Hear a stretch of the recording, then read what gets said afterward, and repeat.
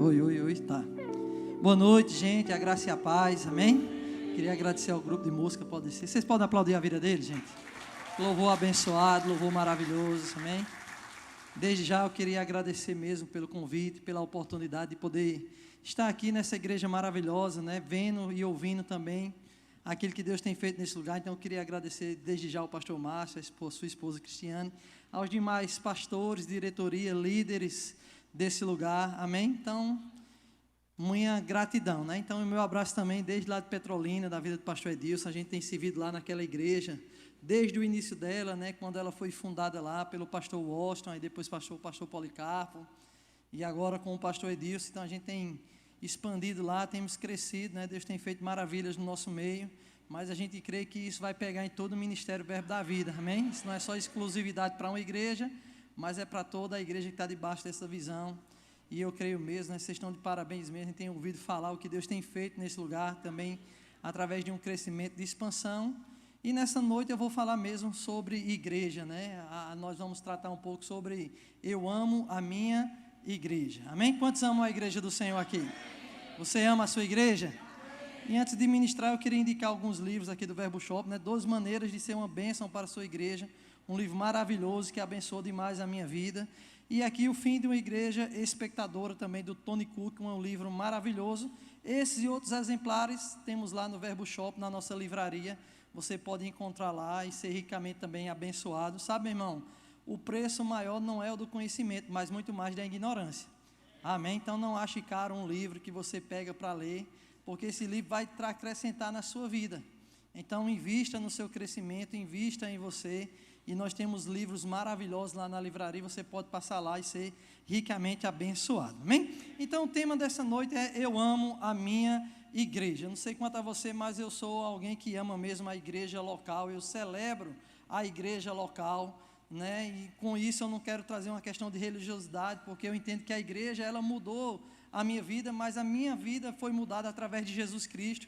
Mas a gente vai aprender nessa noite que igreja não é uma invenção de homens, foi o próprio Jesus que inventou, né, que estabeleceu a igreja. Mas para a gente dizer que ama a igreja do Senhor, a gente também deve entender que existem 3 tipos de igreja que a Bíblia relata. A primeira fala sobre estrutura, né, prédio, essa organização do qual nós estamos fazendo parte, mas também fala sobre igreja, o corpo de Cristo, nós como membros, né, desse corpo, mas também fala também da igreja triunfante da qual nós fazemos parte, amém? Mas nessa noite eu quero falar sobre essa igreja mesmo, estrutura, organização, e você há de convir comigo que a gente só pode amar aquilo que nós conhecemos, amém? Porque eu digo que amo Petrolina, porque eu conheço aquela cidade, eu sei os pontos turísticos, sei os melhores lugares daquela região, então eu posso dizer que eu amo Petrolina, por quê? Porque eu conheço. Do mesmo jeito é com minha esposa, porque eu amo a minha esposa, porque eu conheço ela, sei das suas qualidades, sei das suas limitações, sei também das suas mugangas, amém?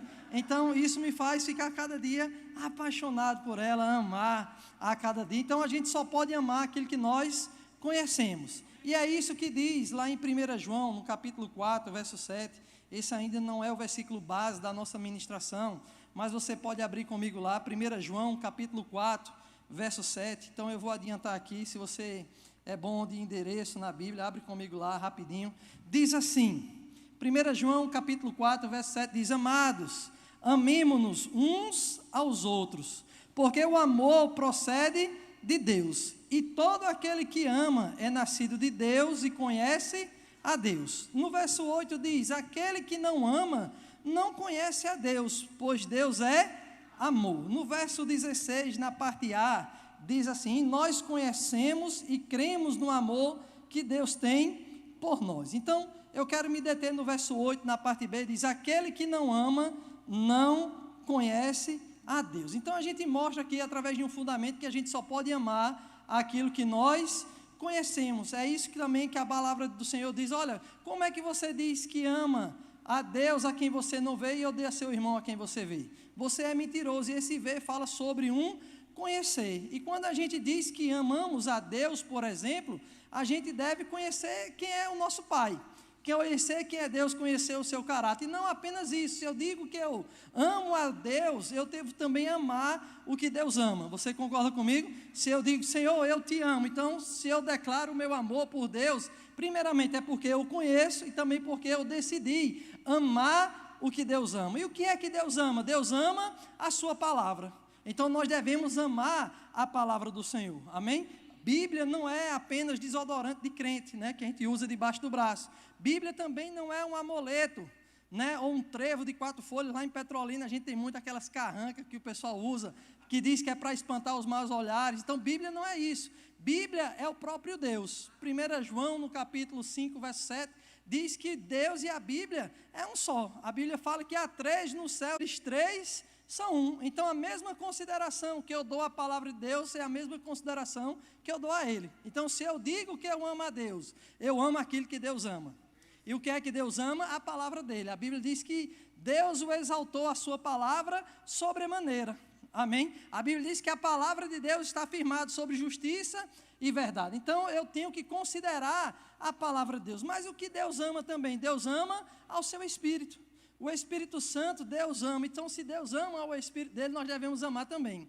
Sabe, devemos considerar a pessoa do Espírito Santo. Não devemos tratar ele como algo, mas como alguém, porque ele é uma pessoa. O Espírito Santo, ele não é uma entidade, ele é uma divindade. E ele precisa ser considerado, ele precisa ser amado por nós, porque Deus ama ao seu Espírito. Amém? Lá em 2 Coríntios, capítulo 13, verso 3, a Bíblia fala sobre a graça do nosso Senhor Jesus Cristo, mas também fala sobre o amor de Deus.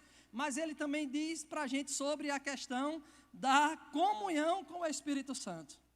E nós devemos manter essa comunhão com o Espírito Santo, devemos honrar o Espírito Santo de Deus, devemos amar ao Espírito Santo de Deus. Amém? Por quê? Porque Deus ama o seu Espírito. Sabe, meu irmão, o Espírito Santo não está dentro de nós porque ele não tem outro lugar para morar, não. Ele veio com um propósito. E qual é o propósito do Espírito Santo? Te conduzir a toda a verdade, amém? Te auxiliar, te ajudar, te assistenciar, te socorrer, amém? Interceder por você. A Bíblia mostra também que ele também anuncia coisas que hão de acontecer. E nós devemos, meu irmão, considerar a pessoa do Espírito Santo, devemos amar a pessoa do Espírito Santo. Kathleen Kuhlman, ela fala, né, em um dos seus livros, dizendo, olha, que quando ela teve intimidade, ela disse, olha, Espírito Santo, eu não tenho uma boa, né, eloquência, eu não sei pregar, eu não sei falar, eu não tenho nem uma aparência física bonita, mas se você puder pegar o que eu não tenho e fazer alguma coisa, pode usar. E sabe, meu irmão, essa mulher foi usada tremendamente pelo Senhor. Por quê? Porque ela considerou a pessoa do Espírito Santo. Mas Deus também ama o propósito para o qual Ele nos gerou, meu irmão.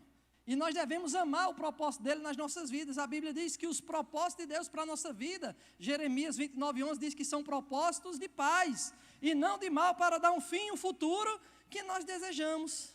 Então você deve amar o propósito de Deus, do qual Ele te estabeleceu. Muita gente pensa que a gente nasceu e Deus deu um propósito para a gente. Não, Deus deu você a um propósito. E se o propósito é de Deus, meu irmão, quem vive propósito vive seguro. Por quê? Porque Deus sempre vai proteger aquilo que é dele. E se Ele te deu o propósito dele, meu irmão, Ele vai proteger você.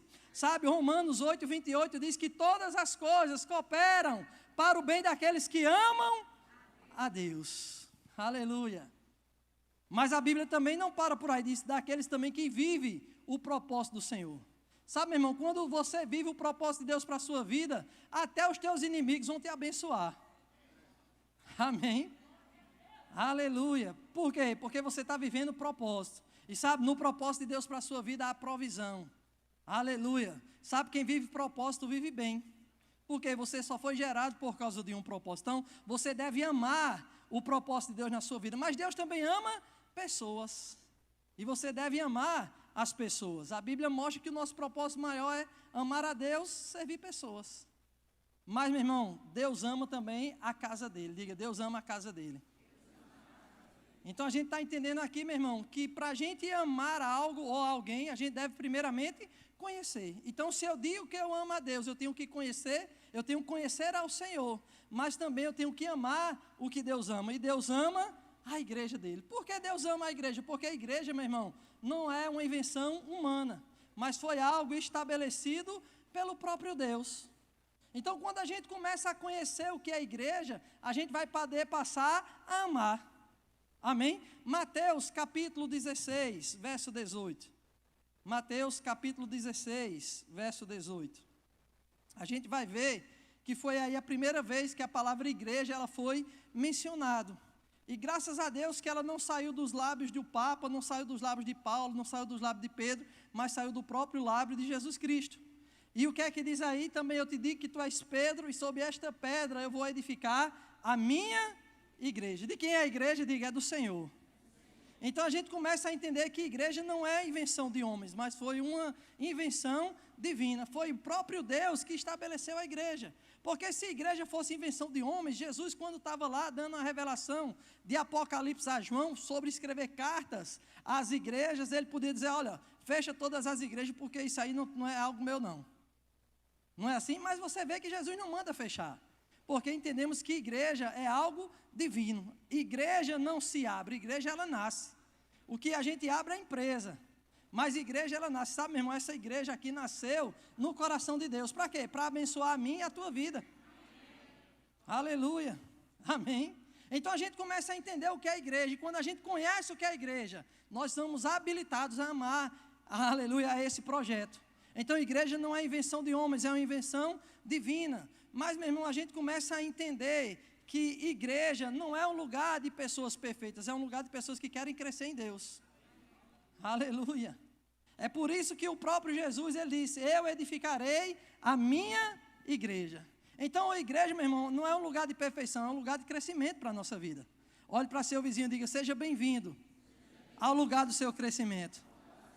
É aqui que você vai crescer, é aqui que você vai desenvolver. E todas as vezes, meu irmão, que a gente vê essa palavra igreja, ou corpo de Cristo, mencionado no Novo Testamento, sempre vai vir com essa palavra chamada edificação.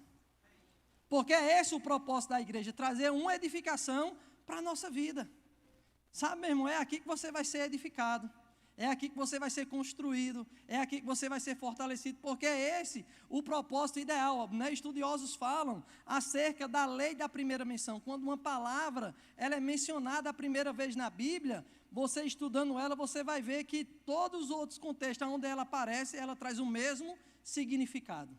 Amém? Por exemplo, né, a primeira vez que a palavra medo foi mencionada na Bíblia foi lá com Adão, quando ele pecou. A Bíblia diz que Deus procura Adão, e ele diz, olha, vi que estava nu, tive medo, me escondi. Ou seja, o medo estava mostrando o quê? As limitações, a fraqueza de Adão. Lembra de quando Josafá, né, lá em 2 Crônicas, capítulo 20, quando uma grande multidão vem contra ele, o que é que acontece? Ele diz que teve medo. Ele olhou e disse, rapaz, em mim não há força para resistir a essa grande multidão. E o que foi que ele fez? Colocou os olhos no Senhor. Então a gente começa a entender, né? Por exemplo, a primeira vez que a palavra dízimo foi mencionada na Bíblia foi lá em Gênesis 15 com Abraão.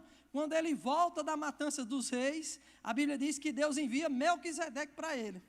E o interessante que a gente vê é que Abraão é quem? Aquele que Deus tinha feito a aliança, daquele que Deus tinha feito a promessa. Mas algo interessante é que Deus não deixa ele só sem uma cobertura.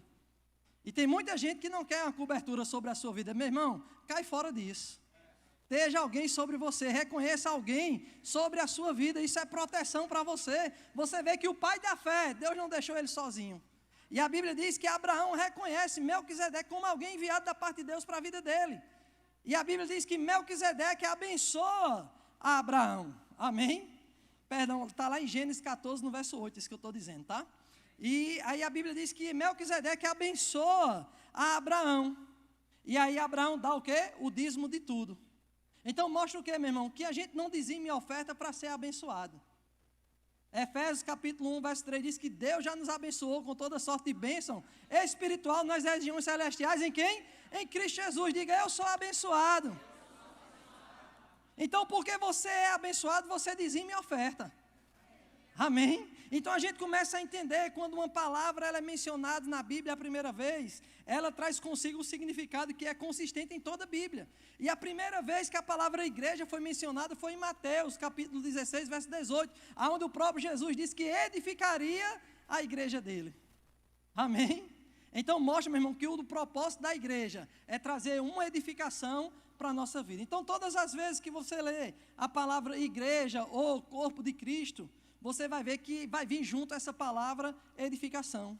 Efésios, lá no capítulo 4, quando Deus vai falar acerca dos ministérios que Ele distribuiu para a igreja, né? Apóstolos, profetas, pastores, evangelistas e mestres, Ele diz que isso foi dado com vista ao aperfeiçoamento do santo para a edificação do corpo de Cristo, ou para a edificação da igreja. 1 Coríntios, capítulo 14, verso 12, ele diz: assim também vós, como desejais os dons espirituais, procurai abundar neles para a edificação da igreja.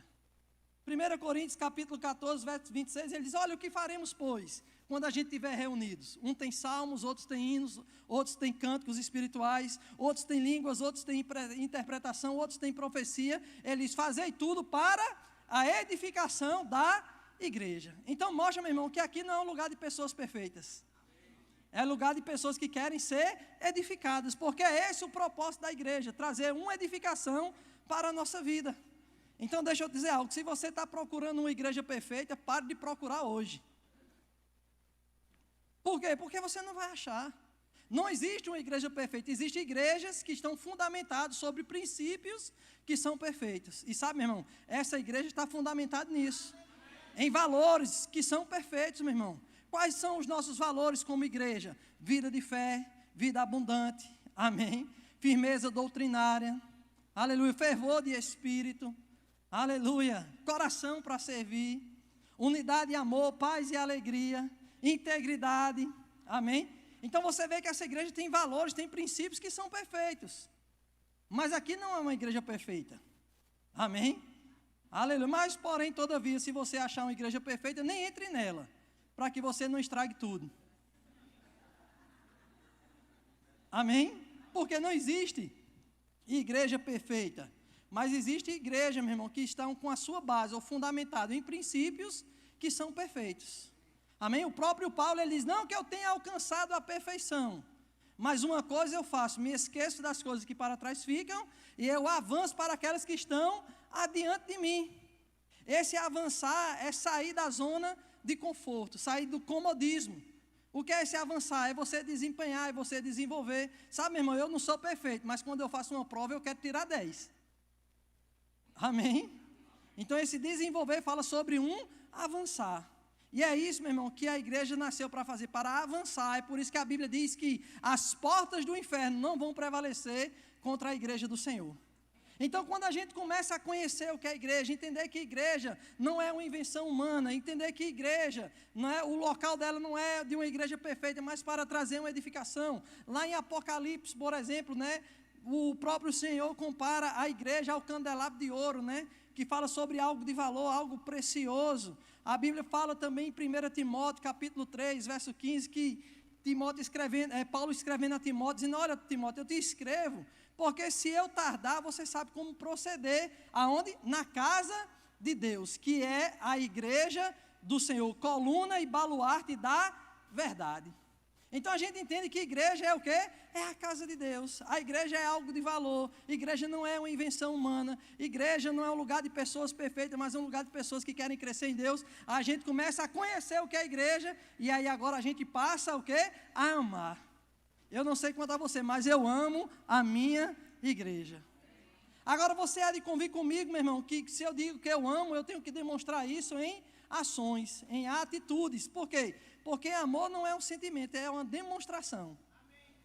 Amém? É o próprio Jesus fala, lá em 1 João, no capítulo 4, 1 João 3, verso 18. 1 João 3, 18. Diz assim: filhinhos, não amemos só de palavras ou de aparência, mas em verdade, mostrando pelas nossas ações. Então, quando você diz que ama algo, isso não pode ficar só de palavras. Você tem que demonstrar o seu amor. Como é que eu digo que eu amo a Deus? Só dizendo que eu amo a Ele? Não, Ele diz: aquele que me ama guarda os meus mandamentos. Então, se você está guardando os mandamentos, você está demonstrando o seu amor para com o Senhor.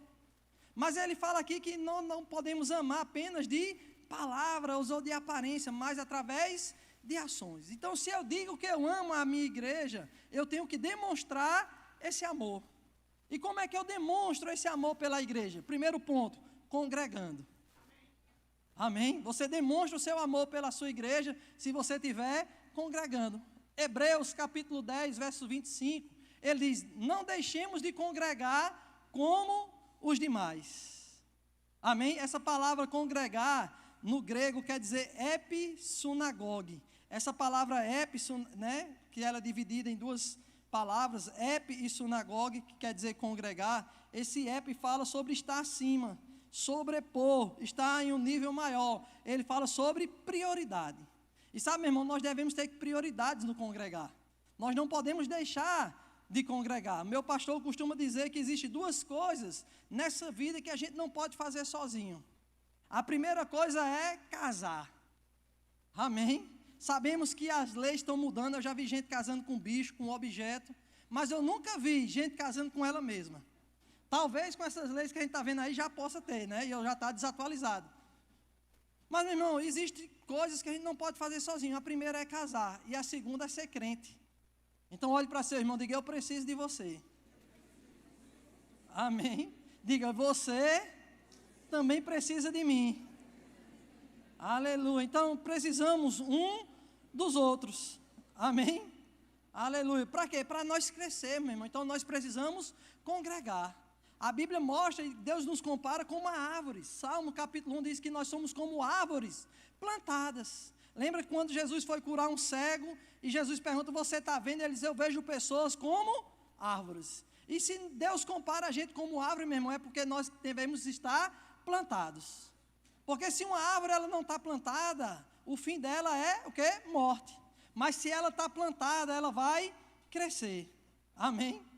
Então, como árvore, meu irmão, nós devemos estar plantados. No Salmo fala sobre isso, que nós somos como árvores plantadas. A Bíblia diz que Deus nos planta, aleluia, na sua casa. Plantados na casa do Senhor, florescerão nos átrios de Deus. Então, se você quer crescer, meu irmão, você precisa estar plantado numa casa. Você precisa congregar na igreja do Senhor. Então, quando você congrega, aleluia, você está demonstrando o seu amor pela igreja. Amém? Quantos amam congregar aqui? Amém. Aleluia. Agora tem uma moda, meu irmão, que está pegando aí, que é dos desigrejados. Porque eles estão dizendo que, rapaz, eu sou igreja. Não, você não é igreja, nós somos a igreja. Você só é apenas um membro do corpo. E se estiver fora da igreja, é um membro fora, que é mais estranho ainda. Mas você deve estar plantado, meu irmão. Você deve congregar. Amém? 1 Coríntios capítulo 11, do verso 23 e no 29, a Bíblia fala sobre o momento da ceia.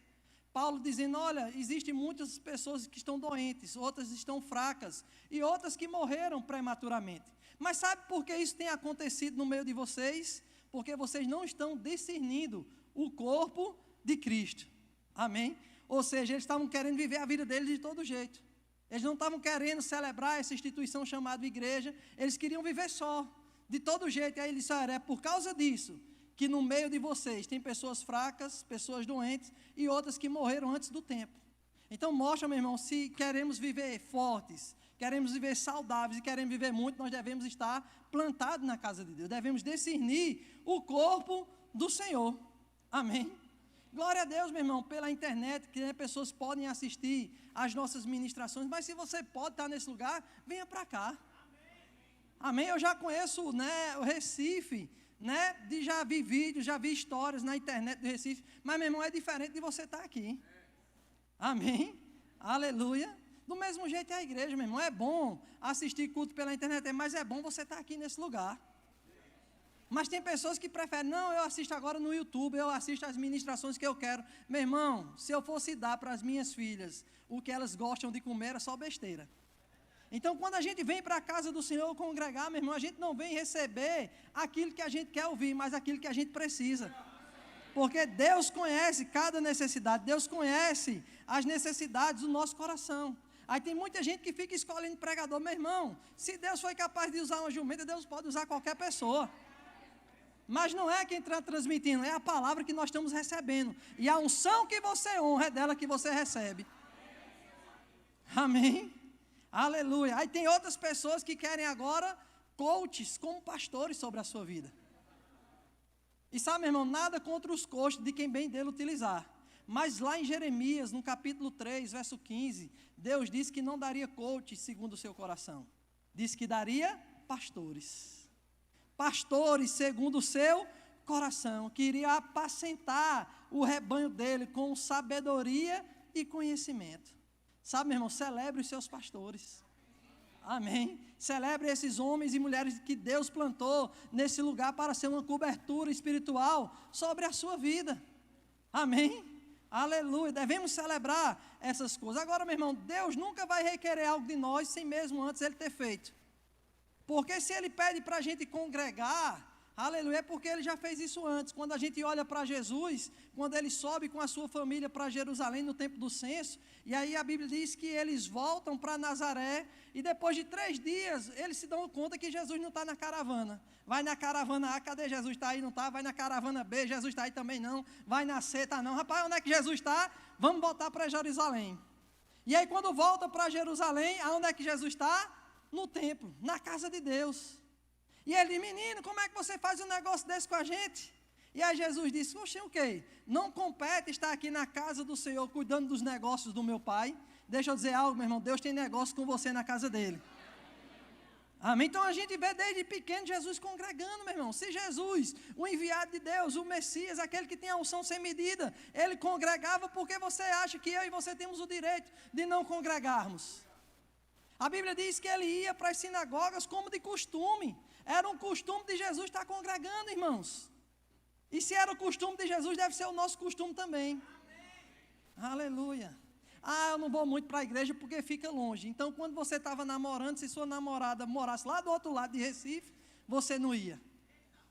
Não, vou escolher namorada agora que mora na minha rua. Fica mais fácil. Não, meu irmão, quem ama atravessa o Recife por completo. Amém. Aleluia.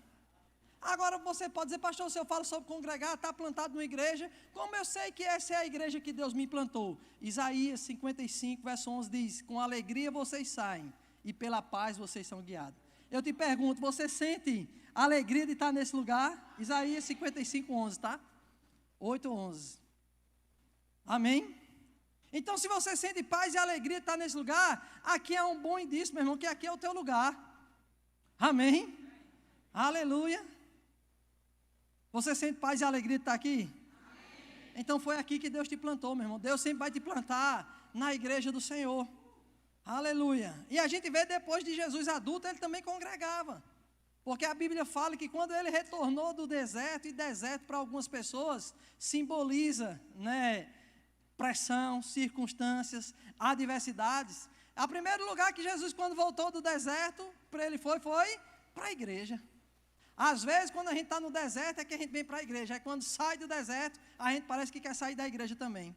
Tem muita gente que só vem atrás da bênção. Meu irmão, a gente não está aqui pelas bênçãos. A gente está aqui pelo abençoador. E sabe, o abençoador, ele tem prazer em nos abençoar.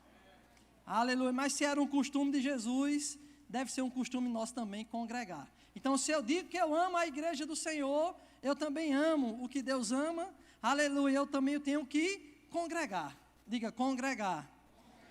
Mas uma outra demonstração do amor pela igreja do Senhor é também trazendo pessoas para a igreja. Aleluia, diga, trazendo pessoas.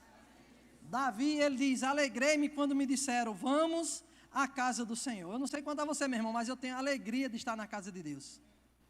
Amém? A gente vê que Davi, ele só se alegrou apenas no convite. Imagine quando chegou naquele lugar, a festa que foi. Então convide pessoas, meu irmão, o que gera ovelhas é ovelhas.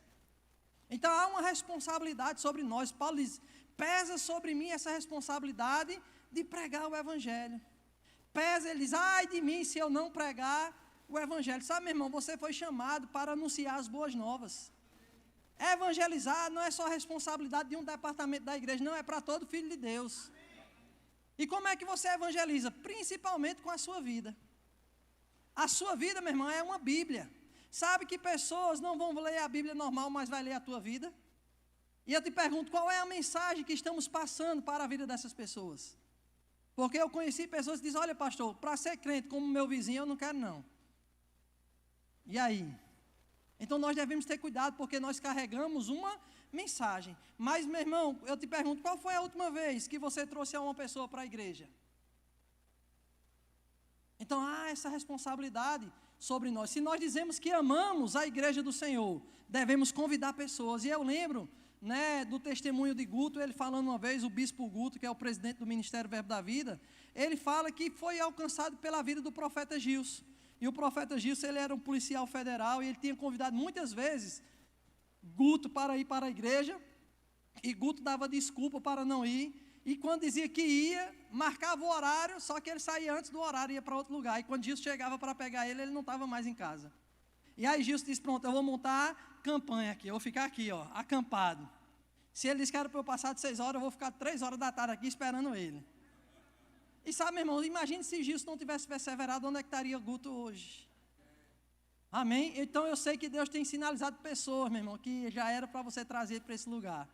E sabe, você traz, meu irmão, a tua responsabilidade é trazer pessoas. A de convencer não é minha, isso é do Espírito Santo. Porque a Bíblia diz que é Ele que convence o homem do pecado, da justiça e do juízo.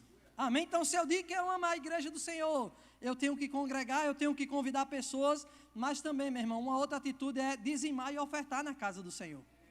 Davi, em 1 Crônicas, capítulo 29, verso 3, 1 Crônica 29, verso 3, diz, e ainda, porque amo a casa de meu Deus, o ouro e a prata particulares que tenho, dou para a casa de meu Deus, afora tudo quanto preparei para o santuário. Então, o que é que a gente vê aqui? Vemos um princípio maravilhoso. Quem ama, dá.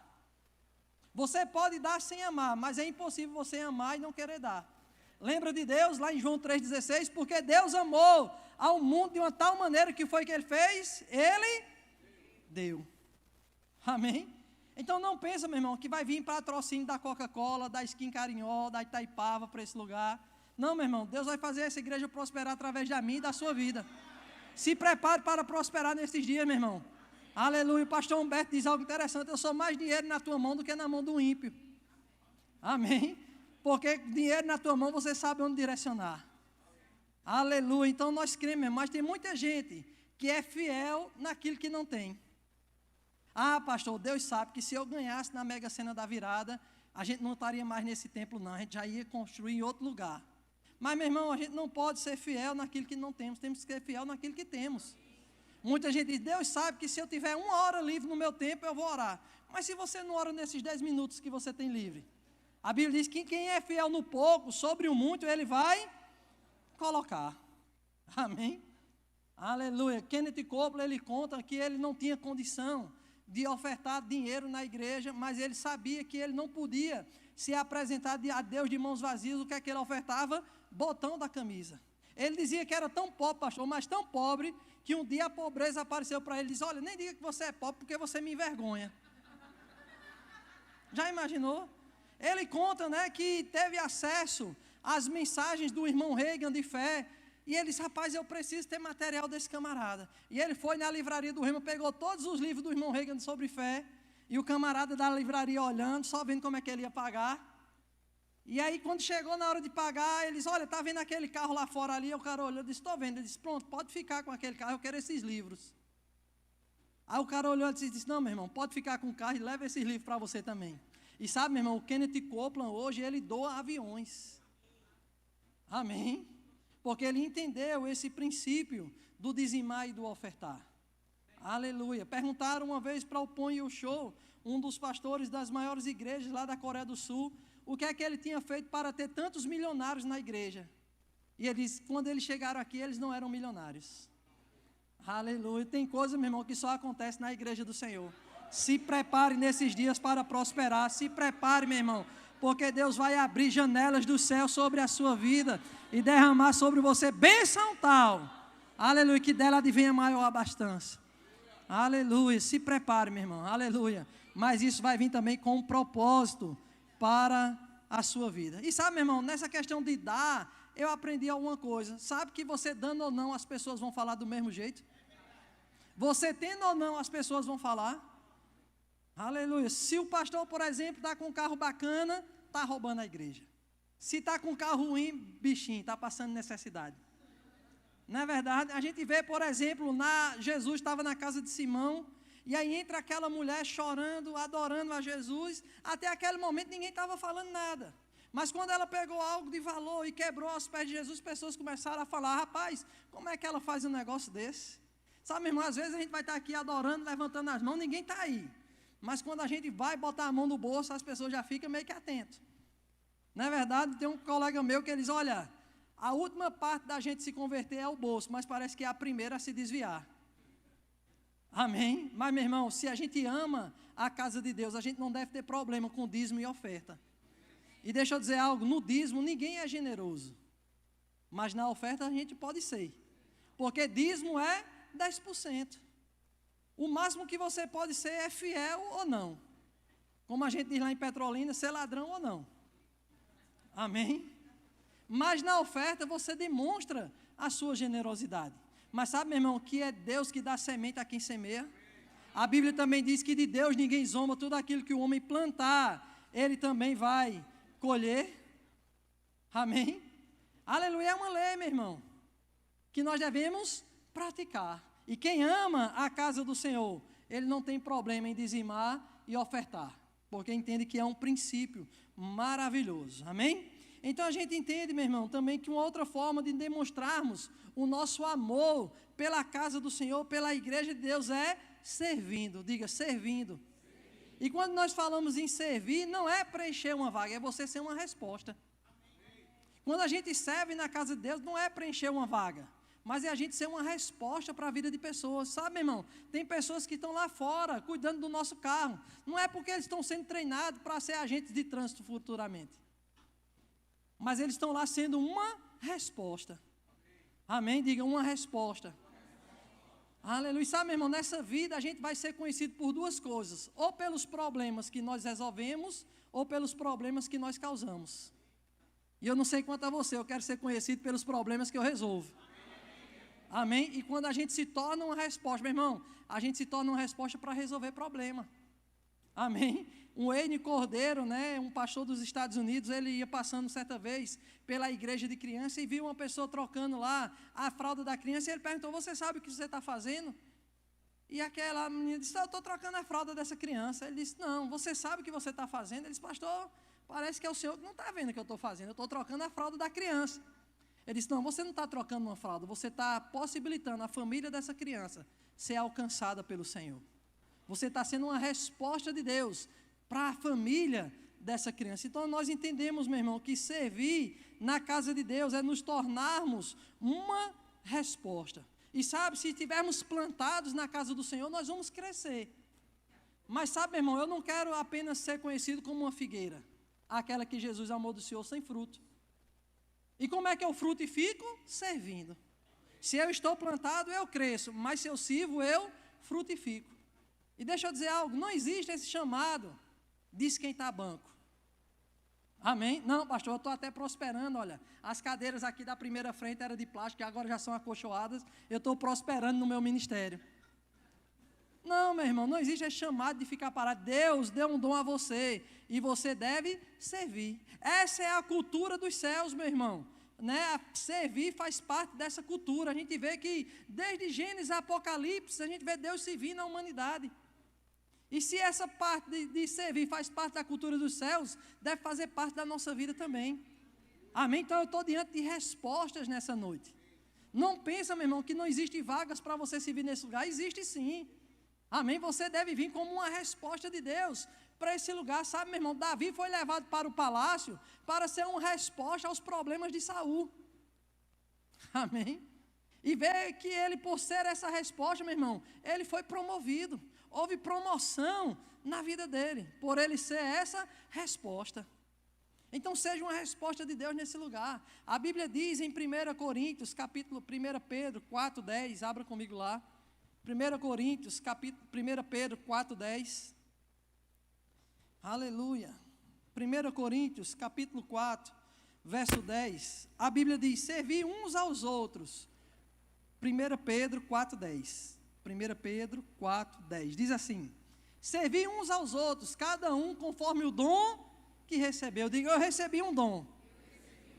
E aí a Bíblia continua dizendo, né? Como os bons despenseiros da multiforme graça de Deus.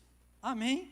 Então ele diz aqui que nós recebemos o dom, e Deus nos chama de despenseiros da graça dele.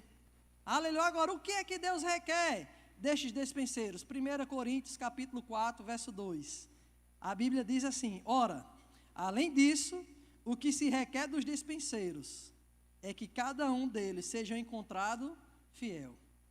Aleluia. Então, como é que eu sei que eu sou um bom dispenseiro? Se você está sendo fiel a Deus. Se você está sendo encontrado no lugar de fidelidade. E o que é esse lugar de fidelidade? É Deus te encontrar aonde Ele te plantou, fazendo o que Ele te chamou para fazer. É isso, é ser fiel a Deus. Aleluia. Agora a gente deve entender, como continua lá em 1 Pedro 4,10, ele diz: olha, aquele que fale segundo os oráculos de Deus, mas aquele que serve, faça na força que Deus dá. Então a gente vai ver que vai ter gente servindo, falando, mas também servindo e executando. Mas, meu irmão, o galardão não está em quem fala, ou só apenas, mas está em quem é encontrado fiel. Deus não galardoa segundo a visibilidade ou o ofício, mas segundo a fidelidade. Aleluia. Porque a Bíblia diz: a quem muito é dado, muito será recompensado. Não, ele será cobrado. Amém? Porque Deus não galardoa segundo visibilidade, mas segundo fidelidade. Amém? Se eu estiver aqui no púlpito e eu não estar sendo fiel a Deus, meu irmão, a professora que está lá na igreja de criança, ela vai receber o galardão dela e eu não recebo. Porque não é pela visibilidade, não é pelo ofício. Lembra de Davi, quando ele volta para a sua cidade lá em Ziclag, quando ele chega lá, a cidade está toda devastada, porque os amalequitas destruíram e levaram cativo a sua família, levaram todos os seus bens. E aí a Bíblia diz que Davi consulta ao Senhor se é para ir de encontro àquele exército, e Deus diz: vai, Davi, porque eu já te dei a vitória. E ele pega seu exército, vai de encontro aos amalequitas, mas no meio do caminho algumas pessoas ficam lá cansadas, e Davi diz: pronto, fica aqui vigiando a bagagem, porque eu e o restante, nós vamos lá e vamos reaver todas as coisas. E aí quando eles vêm com os despojos, aí tem uns engraçadinhos, diz: Davi, aqueles que ficaram não podem receber a mesma paga que nós. Mas Davi disse: não, não é assim. A mesma paga dos que foram, serão também dos que ficaram. Porque tanto os que foram fiéis na batalha, como aqueles que ficaram vigiando a bagagem também foram fiéis. Então a gente entende que Deus não recompensa segundo o ofício, mas segundo a fidelidade. E o que é ser fiel a Deus? É Deus nos encontrar fazendo o que Ele nos chamou para fazer. Aleluia. Agora, não é fazer também de todo jeito, mas fazer de todo o coração. Amém? Diga: fazer de todo o coração. Colossenses 3:23 diz: tudo o que fizeres, faça de todo o coração como para o Senhor, porque é do Senhor que vem a nossa recompensa. Aleluia. Diga: é do Senhor que vem a minha recompensa. Aleluia. Então a gente não pode fazer de todo jeito, a gente deve fazer com o nosso coração. Aleluia. O rei Amazias mostra que ele fez o que era reto perante o Senhor, mas ele não fez com interesse de coração. Ele fez de uma forma parcial. Ele fez o que era certo, porém de uma forma errada. E fazer o que é certo de forma errada é a mesma coisa que errar. Eu costumo dizer que fazer o certo de forma errada é a mesma coisa de a gente ter o olho verde sendo feio. Não vai mudar muita coisa. É a mesma coisa, meu irmão, de um feriado cair no dia de domingo. Muda alguma coisa? É feriado. Ah, mas é domingo. Ai, não muda muita coisa. Então a gente deve fazer de quê? De todo o nosso coração, meu irmão. Porque Deus vai estar de olho no nosso coração. Aleluia. Agora, fazer o que Deus nos chamou para fazer. Quando a gente olha para Uzias, filho de Amazias, a Bíblia diz que ele começou como rei, mas agora ele queria ser um sacerdote. E o que foi que aconteceu? Doença chegou para a vida dele. Ele abriu brecha para coisas malignas chegar na vida dele. Mas a Bíblia diz que quando ele morreu, a Bíblia fala lá em Isaías, no capítulo 6, no ano da morte do rei Uzias, eu vi ao Senhor. Quer ver Deus na tua vida, meu irmão? Mata o Uzias que tem dentro de você. Amém? Seja encontrado num lugar de fidelidade. E como eu disse, não é apenas também servir, mas Deus também quer que você tenha relacionamento com Ele. Porque se você também só quer ter servir e não quer ter relacionamento, você vai estar no nível da jumenta, que só foi usado por Deus, mas não tinha comunhão nenhuma. Porque Deus não chamou apenas para a gente servir na obra, mas chamou para a gente servir o Deus da obra. Amém? E deixa eu dizer algo, meu irmão. Assim como água parada dá dengue, crente parado dá dengo. Então Deus não chamou a gente para ficar parado. Deus nos chamou para servir. Amém? Diga servir. Aleluia. Eu não sei quanto a você, meu irmão, mas as pessoas mais fervorosas que a gente tem lá na igreja são aquelas que estão servindo. Romanos capítulo 12, verso 11 diz: sede fervorosos de espírito. Como? Servindo ao Senhor. Quer ser um crente cheio do fervor de Deus? Sirva, meu irmão. Amém? Aleluia. Sirva na casa de Deus. Ah, pastor, mas eu venho para um culto, eu queria tanto que Deus falasse comigo, mas sabe onde é que Deus fala mais? Quando a gente está servindo. Atos capítulo 13, verso 1, diz assim, que na igreja de Antioquia existia profetas e mestres, entre eles Barnabé e Saulo. E a Bíblia diz, servindo eles e jejuando, disse-lhes o Espírito Santo. Verso 2, pode passar.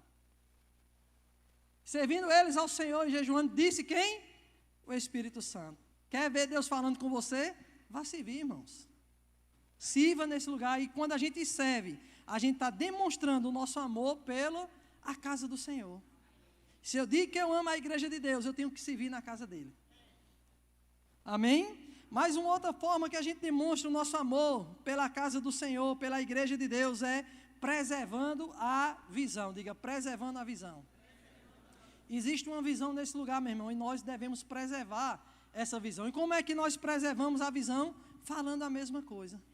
Lá em Gênesis capítulo 11, você vai entender que existia lá a história da Torre de Babel. Quantos conhecem essa história? Então eu já vou adiantar algumas coisas aqui. Você vê que Deus olha aquele projeto e ele reprova, né, aquilo que eles estavam querendo fazer. Mas Deus não reprova o princípio pelo qual eles estavam fazendo. Deus, ao contrário, ele diz, rapaz, isso por meio do qual eles estão fazendo é algo poderoso. Porque eles são um só e falam a mesma coisa. Aquilo que eles intentarem fazer, não há quem impeça. Então diga, o povo estava unido. Diga, eles estavam falando a mesma coisa. Então como é que a gente preserva a visão nesse lugar? Estando unido, falando a mesma coisa. E o que é falar a mesma coisa? É a gente falando fé daqui e você falando fé daí. Amém? O que é falar a mesma coisa? É a gente dizer, rapaz, a gente vai reformar a igreja. E aí você dizer, para que isso? Então você não está concordando conosco. Mas, meu irmão, eu aprendi algo. Se é para Deus, por que não? Se é para Deus, por que a gente não tem as melhores cadeiras nesse lugar? Se é para Deus, por que a gente não tem o melhor ambiente nesse lugar? Então, quando a gente faz isso, troca o para que isso pelo por que não, meu irmão, a gente começa a preservar a visão aqui nessas coisas. 1 Coríntios, capítulo 1, verso 10, o que é que fala lá? Paulo dizendo, eu rogo-vos, irmãos, pelas misericórdias do Senhor Jesus Cristo, que faleis todos a mesma coisa. E que estejam inteiramente unidos. Aleluia. Aleluia. Amém? Então a gente entende que quando nós falamos a mesma coisa, o que é que vai promover? Unidade. Sabe, meu irmão, tem uma oração que Deus não responde, né? É a oração que nós fazemos por unidade. Senhor, derrama unidade na igreja. Senhor, derrama unidade lá em casa. Não, Ele não responde isso. Porque essa não é uma função de Deus, mas é uma função nossa. Efésios capítulo 4, verso 3, ele diz, esforçando-vos para manter a unidade no vínculo da paz. Então, se a gente quer unidade, a gente vai ter que o quê? Se esforçar. Diga, vai exigir um esforço da nossa parte. Diga, vai exigir, olhe para seu vizinho e diga, vai exigir um esforço da nossa parte. Sabe, meu irmão, para eu estar unido com minha esposa, né, exige um esforço de ambas as partes. Como é esse esforço? Às vezes a gente vai ter que abrir mão da razão e abraçar a paz. Amém? Do mesmo jeito é na casa de Deus, meu irmão. Para que haja unidade, a gente vai ter que se esforçar. Para quê? Para a gente falar a mesma coisa. Para a gente estar inteiramente unidos. Diga, unidos. Ele não falou para a gente estar junto. Ele falou para a gente estar unido. Então, cai por terra aquela hashtag, estamos juntos. A gente deve estar unidos. Porque Deus, lá no Salmo 133, Ele não disse que ordena a bênção dEle aonde os irmãos estivessem juntos, mas onde eles estivessem unidos. Juntos fala sobre um envolvimento, unidos fala sobre um comprometimento. Muitas das pessoas que disseram, estamos juntos, pastorzão, quando eu precisei, nem estava lá. Amém? Aleluia. Por quê? Porque devemos estar unidos. Diga, unidos. E é na unidade, meu irmão, que Deus vai o quê? Ordenar a bênção dele. Você lembra que a gente falou em Efésios capítulo 1, verso 3, que Deus já nos abençoou com toda sorte de bênção espiritual nas regiões celestiais em Cristo Jesus. Mas como é que a gente faz essas bênçãos serem manifestas na nossa vida? Através da unidade. A Bíblia diz, ó, quão bom e quão suave é que os irmãos vivam em união. É ali que Deus ordena a bênção. Ali aonde? Aonde há unidade. Aonde há união. E sabe, meu irmão, se nós formos uma igreja unida, meu irmão, não temos obstrução ou adversidade para que Deus não derrame a bênção dele nesse lugar. Amém? Mas devemos estar unidos. Você concorda que existe uma umidade no ar? E essa umidade pode estar baixa ou alta? Como é que a gente vê a umidade no ar? De manhãzinha, né? Aquele sereno. Mas o que é que fez aquela umidade ser visível para nós? A atmosfera que foi preparada. Então, se a gente quer ver a manifestação da bênção de Deus, a gente tem que preparar uma atmosfera nesse lugar chamado unidade. Porque é na unidade que Deus vai manifestar a bênção dele. Aleluia. E como a gente entende que nós devemos preservar a visão. Então, se eu preservo a visão nesse lugar, meu irmão, aleluia, a gente vai ver bênçãos manifestas de uma forma sobrenatural acontecer. Amém? E quando nós falamos em preservar a visão, não é você vestir a camisa da igreja. Porque, se você não lembra, Neymar começou a jogar onde? No Santos. E ele beijava a camisa. Eu sou santista. Mas ele não está no Santos mais. Onde é que ele está? No time da França, lá no Paris Saint-Germain. Tirou a camisa do Santos e vestiu outra camisa. Por causa de quê? De dinheiro. Então, Deus não chamou para a gente vestir a camisa. Deus nos chamou para viver a visão. Jesus, quando veio a essa terra, ele não vestiu a camisa do reino de Deus. Ele veio viver o reino de Deus nesse lugar. E temos uma visão nesse lugar, meu irmão. E nós devemos preservar essa visão. Amém? Diga, eu tenho que preservar a visão de Deus nesse lugar. Amém? E como é que a gente faz isso? Falando a mesma coisa. Estando inteiramente unidos. Lembra que Jesus falou que uma casa dividida não subsistirá? Aleluia. Então, se a gente pegar e fizer o contrário, o que é que vai acontecer? A gente vai subsistir, meu irmão. A gente vai prevalecer, porque nós vamos estar unidos. Amém? Aleluia. Diga para seu irmão, diga, preserve a unidade. Diga, se esforce para andar unido comigo. Amém? Aleluia. Eu queria chamar o grupo de música aqui na frente. Mas um outro ponto que a gente vê para encerrar, meu irmão, que nós demonstramos o nosso amor pela igreja do Senhor, é honrando o ambiente. Diga, honrando o ambiente. Mais uma vez, diga, honrando o ambiente. Sabe, meu irmão, que existem ambientes que Deus prepara para abençoar a nossa vida?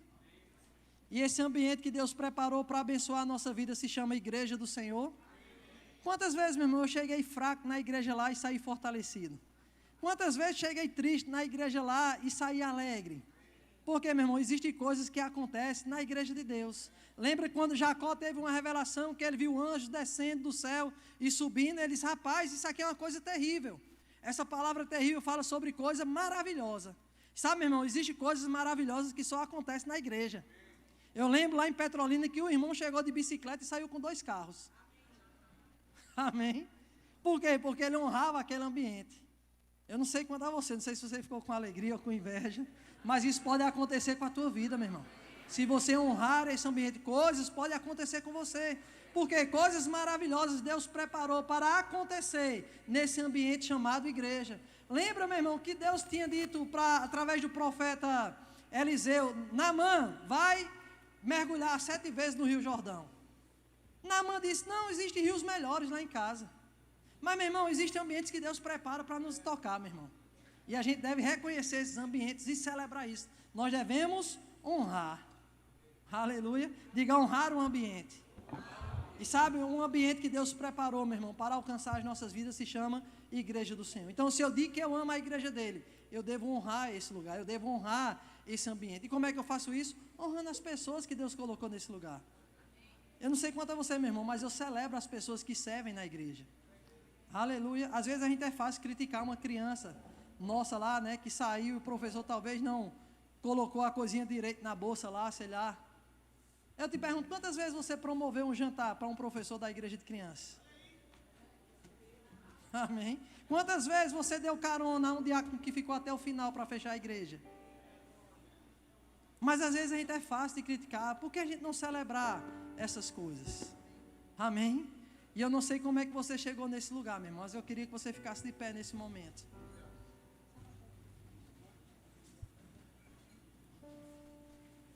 Eu não sei se você chegou aqui, pastor, eu já congrego, mas algo que eu tenho que alinhar é o serviço. Então, se você não serve, irmão, essa é uma grande oportunidade nessa noite de você dar o seu nome para servir. Amém? Existe lugar para você nesse lugar. Amém? Mas, pastor, eu já congrego, eu sirvo. Mas, meu irmão, se você não está honrando esse ambiente, se você não está preservando essa visão, alinha teu coração nessa noite, porque Deus quer derramar coisas poderosas sobre a tua vida. Eu não sei como é que está a tua condição, mas se você ama a igreja do Senhor, você deve corresponder com essas atitudes que foram demonstradas nessa noite, congregando, né, servindo, ofertando, aleluia, preservando a visão, mantendo a unidade, celebrando esse ambiente. Mas eu quero te convidar nesse momento a você sair do seu lugar e abraçar umas 10 pessoas e dizer: meu irmão, que bênção você está conosco nessa igreja. Meu irmão, eu celebro a sua vida. Que bom você fazer parte dessa igreja junto conosco. Aleluia. Então sai do seu lugar, dá um abraço numa pessoa, celebra a vida dele. Estamos em um ambiente de honra. Amém? Aleluia. Recebi um novo coração. Aleluia. Que bênção, meu irmão, você fazer parte dessa igreja. Diz aí, pode contar comigo, estamos unidos. Aleluia.